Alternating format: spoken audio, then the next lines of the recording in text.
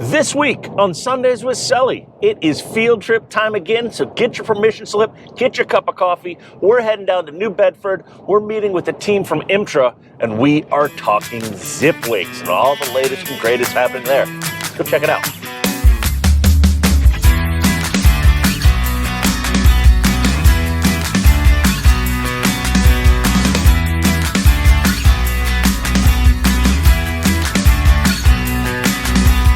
Welcome back, everybody, to another episode of Sundays with Sully.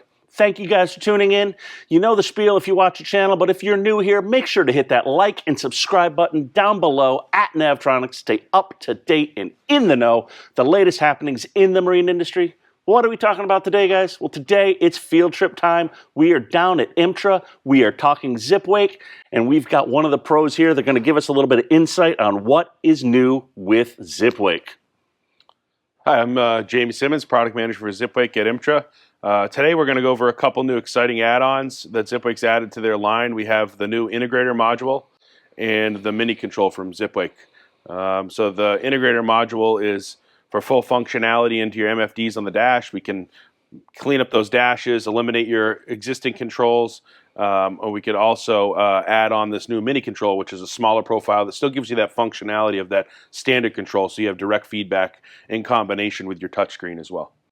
So talking about it, we're talking about, obviously, we're going to clean up our dash. You still can use this, I'll call it traditional display you guys have had for a long time, everything. But now, with this integrator here, we can go into basically any current generation MFD via Ethernet network and come up, and in this case on the Garmin, we have a one helm application here, and we have all of our controls and functionality, mirroring it here, but we can also control our MFD, our tabs here, rather. Yeah, so it's going to give you everything, full functionality on the MFD, any of the major MFD brands. You'll be able to come in here, do all your controls, all the different auto modes. You'll be able to do, bow up, bow down, and manual, select your sensitivity. So you're going to have the full control in your MFD.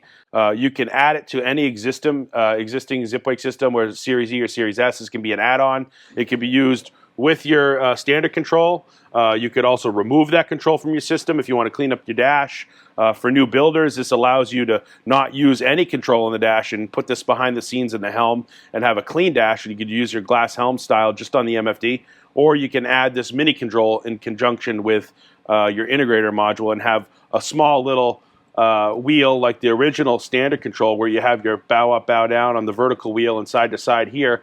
That way you get direct feedback right near the wheel that will override your pitch curve that's based in the system. So if you're on a smaller boat that it might be a little rough or the screen gets wet, you're still going to have that little fine-tuned control there right at your helm.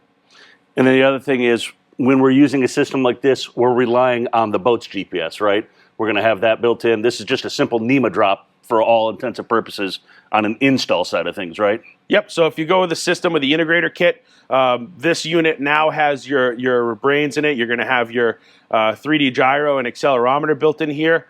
And unlike the standard control that would have the 3D gyro and accelerometer and GPS antenna, we now just add additional drop and T to your NEMA backbone, and we pull the GPS signal right out of your boat and go right into the integrator module here.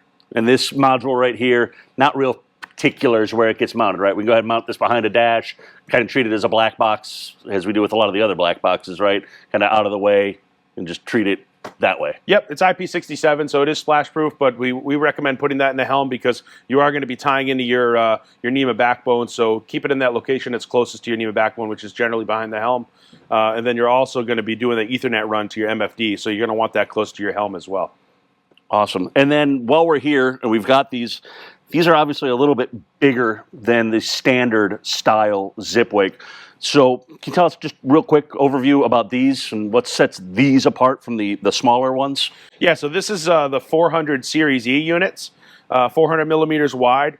The biggest difference over the smaller series, the Series S, is it's going to be the speed and it's going to be the stroke of the unit. So this particular unit has a 60 mil stroke compared to the 30 mil stroke that the Series S has, and then the speed is going to be twice as fast. So kind of the high-end, high-performance unit, really good for those mid-range center consoles and smaller cruising style boats that want higher performance, quicker response time from the gyro, better roll stabilization. Really nice fit here, especially when we can utilize spaces on these outboard boats that they have very little space outboard of the motors because we can't put trim devices in front of the outboards because of ventilation. Now we can utilize that shorter span with that deeper stroke so we can get more lift generation at a shorter span.